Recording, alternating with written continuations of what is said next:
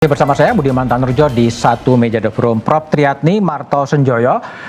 Prof. Triatni, Presiden Jokowi menganggap bahwa suara guru besar ini adalah bagian dari hak demokrasi. Apa yang akan dikerjakan oleh guru besar dari Unhas untuk mengawal pemilu itu bisa berjalan jujur dan adil tanpa berbagai kecurangan? Ya, pertama bahwa kita sudah jelas tidak bisa mengharapkan pada Presiden Jokowi. Dia tidak mungkin lagi berjalan di koridor yang benar. Jadi, saya mengajak elemen-elemen bangsa untuk segera siuman. Jadi, kita semua sadar bahwa pemilu ini harus kita jaga dengan baik. Bila tidak, maka Presiden akan memanfaatkan untuk kepentingannya sendiri. Terima kasih.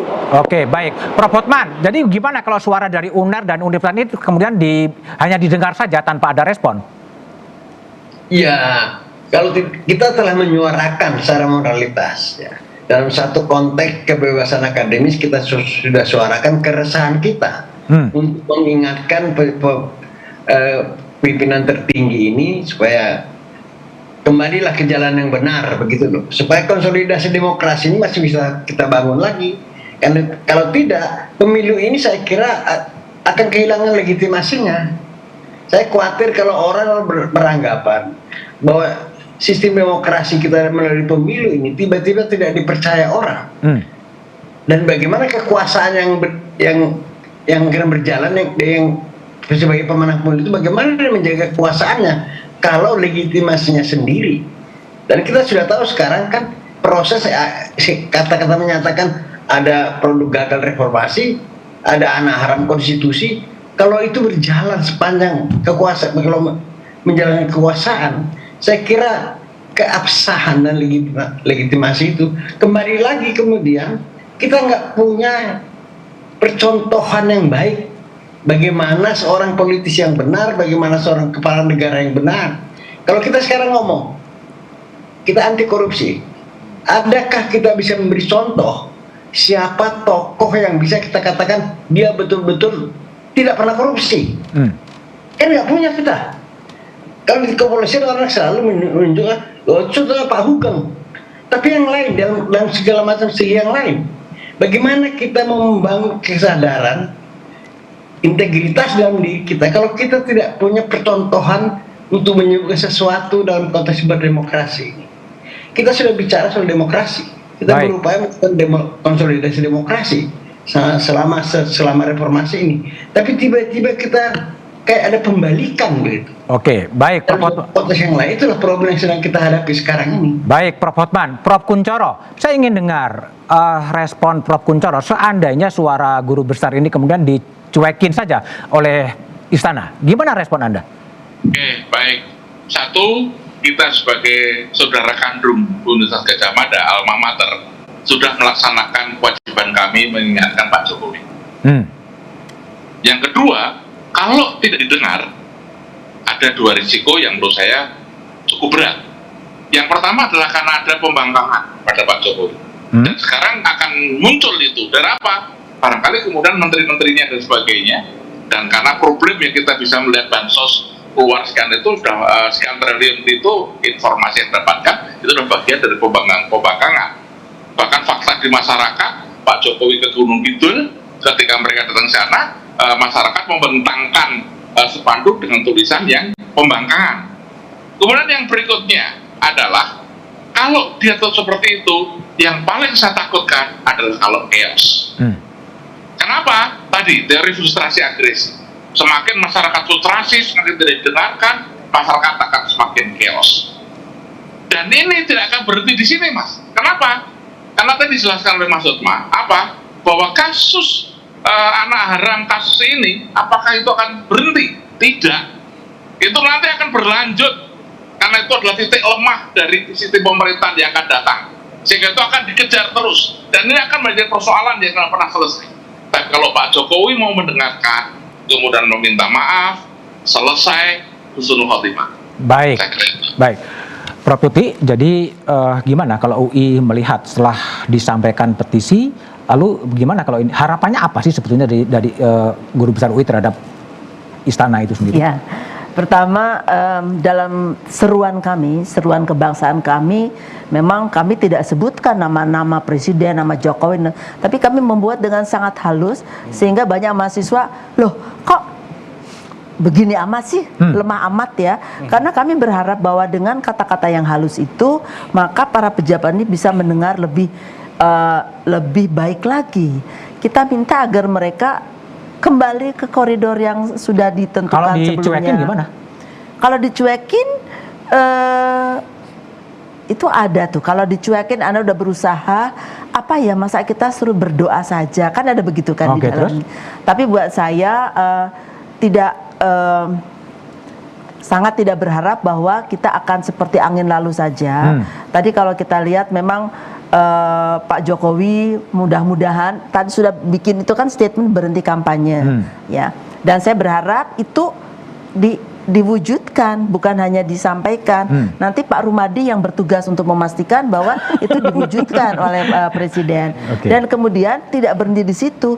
Menurut saya Pak Jokowi cuma mengatakan kepada para menteri-menterinya itu, "Mbok kalian berhenti membuat narasi-narasi yang mendegradasikan kampus dan yang menunjukkan bahwa pejabat itu tidak perlu netral." Itu ada aturannya loh di Undang-Undang Pemerintahan dan juga di Undang-Undang Pemilu. Mereka tuh sekarang melayani siapa? Melayani paslon atau melayani kita rakyat-rakyat ini yang bayar pajak? Baik. Saya kira begitu. Prof Susi, jadi kalau Prof Susi, apa sih yang diharapkan oleh Prof Susi dari respon dari pihak istana setelah petisi ini muncul? Ya, saya ingin memulai dengan kalimat, apakah kita masih bisa menolerir ketidakpuasan dan kepuasan yang dapat berdampak negatif terhadap manusia dan kemanusiaan? Tentu kita tidak bisa menolerir lagi. Dan kenapa kita tidak bisa menolerir lagi? Karena ini semuanya bersumber dari lemahnya etika penyelenggaraan negara.